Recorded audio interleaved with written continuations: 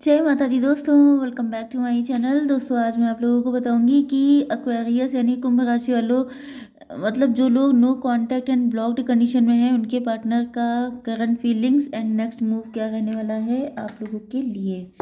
तो let's check it out. Universe please मुझे बताइए कि no contact and blocked condition में एक्वेरियस के पार्टनर की फीलिंग्स क्या हैं। No contact and blocked condition में एक्वेरियस के पार्टनर का नेक्स्ट मूव क्या होगा। Divine please guide. Very good. Universe please मुझे बताइए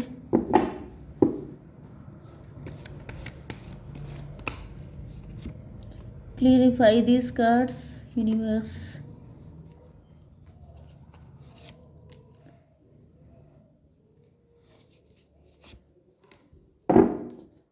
ओके, बॉटम की एनर्जी आ चुकी है।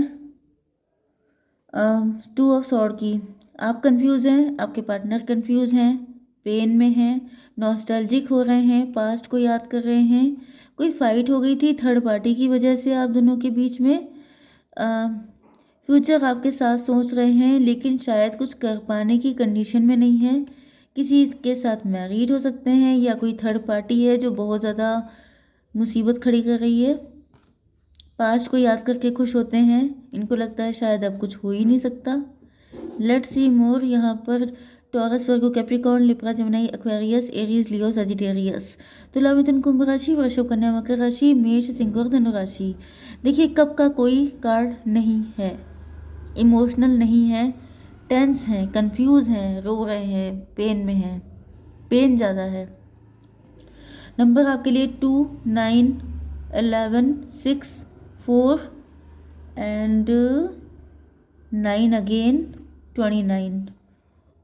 मे बी ट्विन फ्लेम, कोई लोग ट्विन फ्लेम सोलमेट कोई कोई हो सकते हैं। शाइन, ये हो सकता है आप में से कुछ लोग क्रिश्चियन हो क्योंकि यहाँ पे क्रिश्चियनिटी का साइन आ चुका है। Your light irritates their demons. Shine, आपके पार्टनर के साथ दिक्कत यह है कि ये बड़े कमजर्व किस्म के हैं। कमजर्व का मतलब मुझे नहीं पता सही से, लेकिन कॉवर टाइप के हैं, डरपोक टाइप के हैं। अब डरपोक होने का मतलब ये नहीं है क्योंकि यहाँ पे एम्प्रर आ चुका है। अब आप कहेंगे ये एम्प्रर हैं तो डरपोक कैसे हैं। देखिए हर इंसान का कोई वीक पॉइंट होता है। अब वीक पॉइंट जो होता है उसी पे, क्योंकि चाहे आप एम्प्रर बन जाएं, चाहे आप कुछ बन जाएं, चाहे आप वाइट हाउस में राष्ट्रपति बन जाएं, लेकिन मेन चीज़ क्या है कि डर सबके अंदर होता है। डर सबको लगता है लेकिन डर के आगे जीत होती है, ये भी सबको पता है। लेकिन उस जीत को पाने के लिए किसके अंदर दम है। देखिए जो कुछ मैं बोल रही हूँ सारे कार्ड आ चुके हैं कि जीत तो इनको चाहिए, तो अपने इस शेल से निकलना पड़ेगा। हर इंसान किसी न किसी शेल में बंद है। वो शेल उसका कितना मोटा है ये उसकी वीकनेसेस से पता चलता है। जैसे कुछ लोग बहुत डरपोक होते हैं, हर चीज़ में डरते हैं। कुछ लोग होते हैं जो अपनी सोशल इमेज को लेके, अपनी प्रॉपर्टी को लेके, अपनी फैमिली को लेके, अपनी हेल्थ को लेके, अपनी लाइफ को लेके डरते हैं। तो ये जेन्युइन फियर होते हैं, ये होने भी चाहिए क्योंकि अगर ये सब नहीं होंगे तो इंसान सफाचट हो जाएगा। ओके, तो यहाँ पे दिख रहा है कि कुछ ऐसे फियर्स हैं जो आपके पार्टनर को डराते हैं। शाइन, यहाँ पे your light irritates their daemon.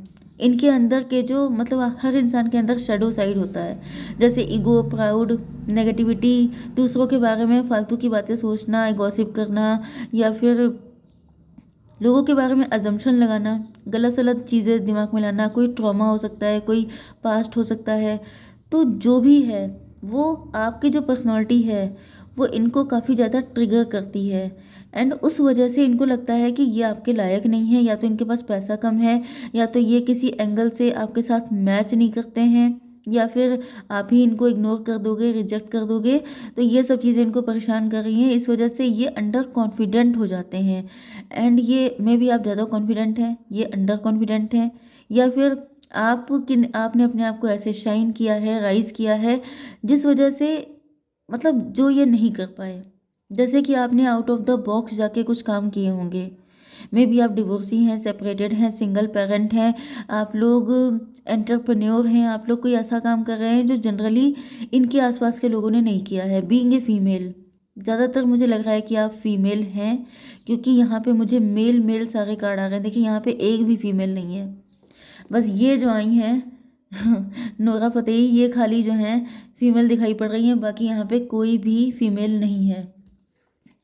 तो यहाँ पे ऐसा फील हो रहा है कि आपके पार्टनर को एक मतलब किक नहीं मिलती है, इनको ट्रिगर मिलता है कि आप जो है बीइंग ए फीमेल आपने इतनी हिम्मत दिखा ली, इनके अंदर नहीं है। एंड ये उस चीज़ को आपके सामने बोलना नहीं चाहते हैं, क्योंकि ये एम्परर है, पावरफुल पोजीशन है। मे बी आपके बॉस हैं, मे बी आपके कोई सीनियर हैं जो बड़े रिस्पेक्टेबल हैं, सोसाइटी में इनकी बड़ी रिपुटेशन है।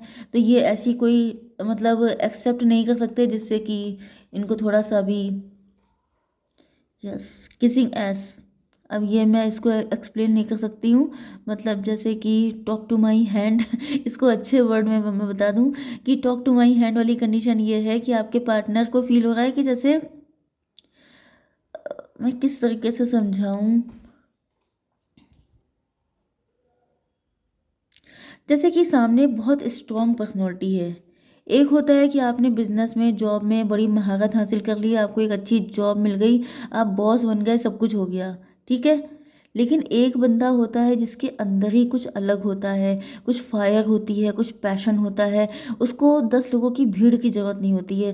जैसे कुछ लोग होते हैं जो भीड़ में बहुत ज़्यादा चिल्ला लेंगे, लेकिन अगर आप उनसे अकेले में मिलेंगे तो उनकी आवाज़ निकलना मुश्किल हो जाएगी। ऐसे लोग फट्टू लोग कहलाते हैं। लेकिन जब वो भीड़ में होंगे तो ऐसा दिखाएंगे कि जैसे उनसे ज़्यादा 30 मार खा कोई है ही नहीं। तो ये लोग जो रियल होते हैं, रियल एम्प्रर, वो आपकी पर्सनैलिटी है। ये दिख रहे हैं आप वाकई में हैं, तो ये इस बात को समझ चुके हैं, इस वजह से ये डर रहे हैं आपके लिए चैलेंजेस लेना।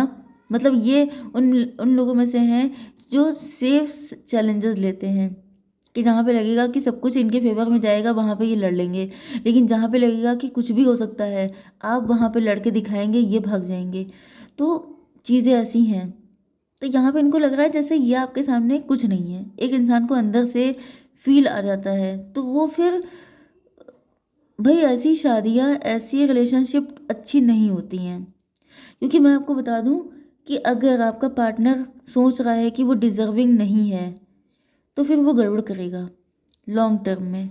इसका रीज़न ये है, जैसे आपने मूवीज़ वगैरह में देखा होगा कि अगर हस्बैंड देखने में बिल्कुल अच्छा नहीं है लेकिन वाइफ बहुत ज़्यादा खूबसूरत है, तो वो पूरी ज़िंदगी उस पर इतना डाउट करता है, इतना शक करता है, फालतू के एजम्पशन कर करके उसकी ज़िंदगी ख़राब कर देता है। या फिर वाइफ के साथ भी वाइस वर्सा रख लीजिए। तो लोगों को कुछ शौक बहुत होता है खूबसूरत के साथ शादी करने का, टैलेंटेड के साथ शादी करने का, लेकिन जब वो शादी कर लेते हैं, जैसे आपने देखा होगा कि हीरोइन अगर जैसे हीरोइंस होती हैं वो किसी नॉर्मल पर्सन से शादी कर लें, तो वो नॉर्मल पर्सन जो होता है वो उनको जीने नहीं देता है, क्योंकि वो इतनी फेमस होती हैं, इतनी ज़्यादा बोल्ड एंड ब्यूटीफुल होती है कि उनको हैंडल कर पाना उनके बस की बात नहीं होती है। तो मुझे ये रीडिंग फ़िलहाल जिसके लिए भी है, आपकी पर्सनैलिटी बहुत ज़्यादा ब्राइट है लेकिन आपके पार्टनर उतना नहीं है।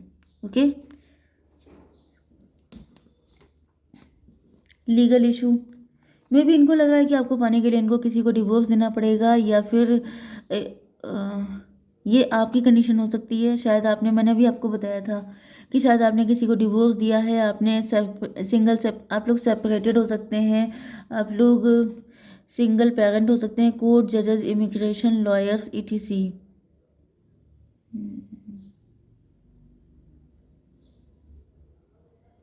ये कोई आपका मैरिड पार्टनर भी हो सकता है जिनके साथ आपका डिवोर्स वगैरह शायद इसलिए हो गया था क्योंकि वो, ओ माय गॉड, मैंने अभी आपको यही बताया था कि अगर पर्सनालिटी स्ट्रांग है दूसरे पर्सन की तो शादियां टिकती नहीं हैं।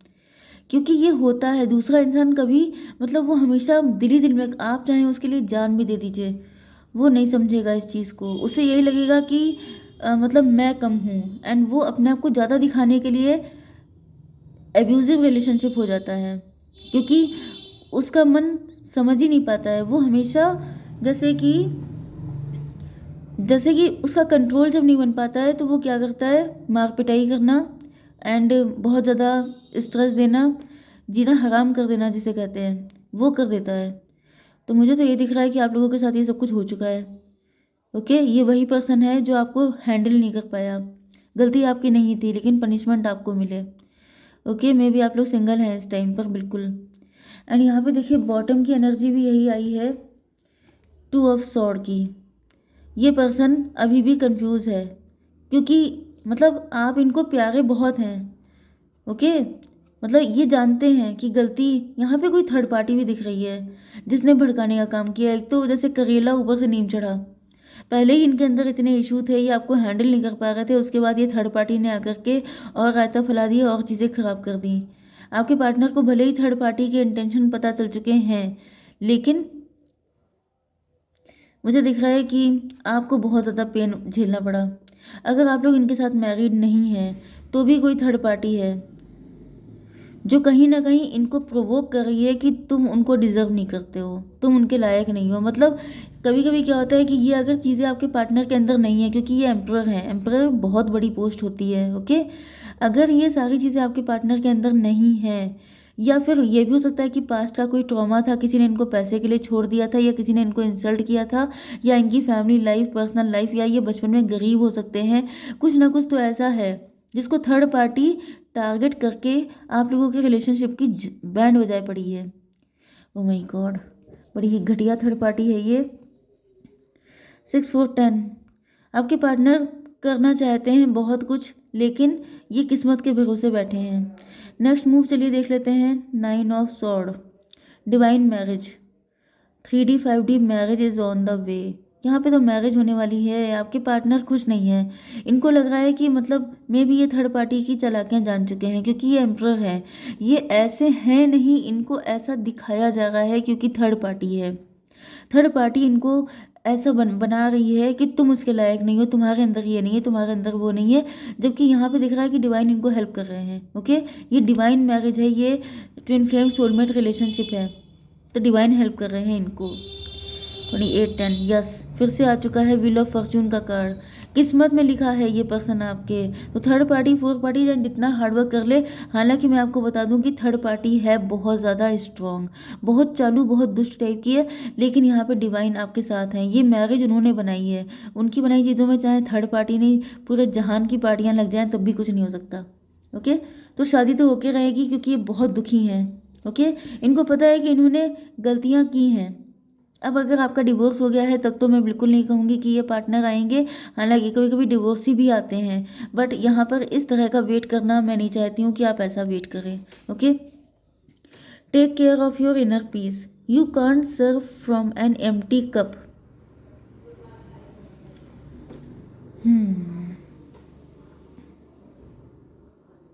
देखिए यहाँ पर वही चीज़ आ रही है कि आपके पार्टनर आपको बहुत कुछ करना चाहते हैं आपके लिए, लेकिन इनका खुद का दिल खाली है, ये खुद बहुत दुखी हैं।